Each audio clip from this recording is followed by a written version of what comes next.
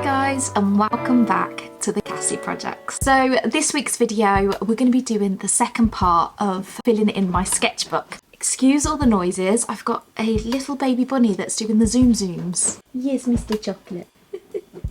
Zooming around the code.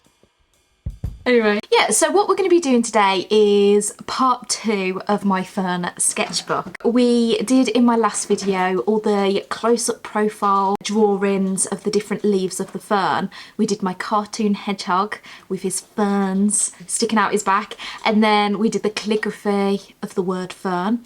But now we're going to move on to the final painting. So as I'm doing this as a two-parter, I can go more in detail of my process of how I do a final painting.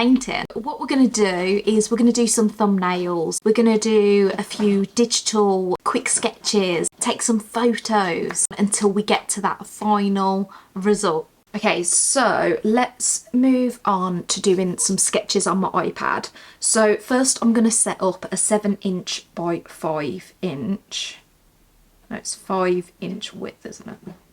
5" width, 7" height, because we're doing portrait. So this is going to be a sketch. Okay, so my idea is it's going to be like half plant, half woman. It's the lady fern. So let's do a quick sketch of the sort of thing that I want. So we're going to have like a plant pot going into the shoulders and kind of a figure shape. So the plant pot kind of has the figure of a woman. I want this woman to be holding her face like this. And then, of course, the top of the plant pot, and then we've got the fern. So that's my idea. So what I need to do is take some photos of myself holding my face, because that's going to give me an idea of what the hands need to look like. So let's try that out. Yeah, we'll go for that. I've got a nice position of my hands on there. So what I'm going to do, I'm going to put that photo onto this screen so that I can start developing the shape a bit more.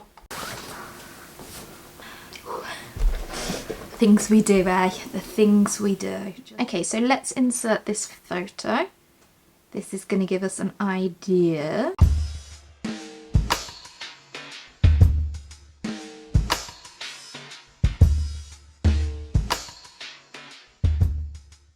Okay, so now we've got the basic sketch down. Now we want to have a look a little bit at colours. So I'm thinking for the part I want to go for a typical terracotta kind of colour. So we need like a nice orangey brown. In fact, what I might do, go on Google and look for a nice terracotta pot. Add to photos. And then we're going to steal that colour. So it's very similar to a kind of skin colour really. We're going to get that colour and colour that in. So that's the sort of colour we're going for. And then of course we can steal the darker colours and the highlights from that plant pot and then put it onto our little flower lady. And then the green that we want to use, let's find a picture of a fern. And that kind of just gives us a bit of a colour palette to work with. Okay, so now we've got the digital drawing, I'm going to have a little play with pencil and paper. First, I'm going to have a little sketch of the pot. I'm going to do a few leaves, maybe do a few shapes of the hands, just to get me warmed up a little bit. So we move in, out. I think that's a little long, that's why it's looking a bit weird. So this is why it's quite nice having a little play first, because then you're not so stressed about doing that final painting. You're warming yourself up a bit. I'm not going to really mess around with the hands at this point. They're just kind of like gloved hands. I mean, we're not going to, are we going to see, I mean, what angle are we at? We're kind of like straight on.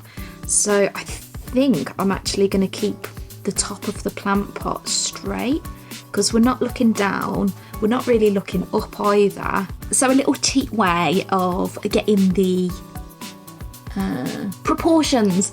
A little cheat way of me getting the proportions right is I overlap images. So I overlap the real image with my drawing. So I'll show you how I do that. Here is my drawing.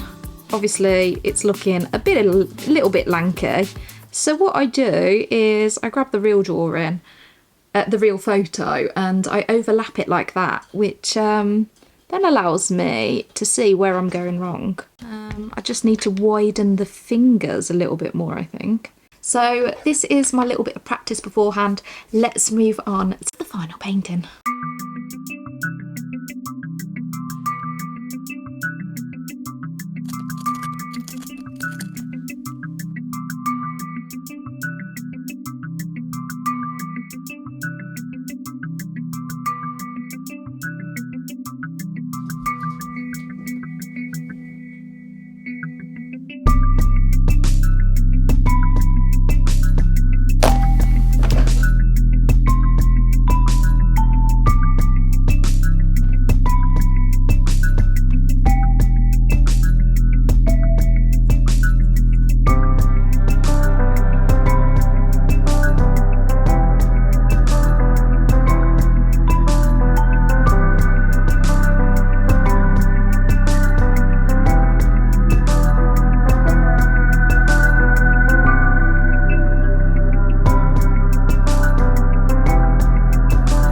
There you have it. There is my final painting. I'm so proud of this spread. I love how the paintings are turning out in this book. I love the surrealistic approach that has just naturally happened. Anyway, I hope you enjoyed this.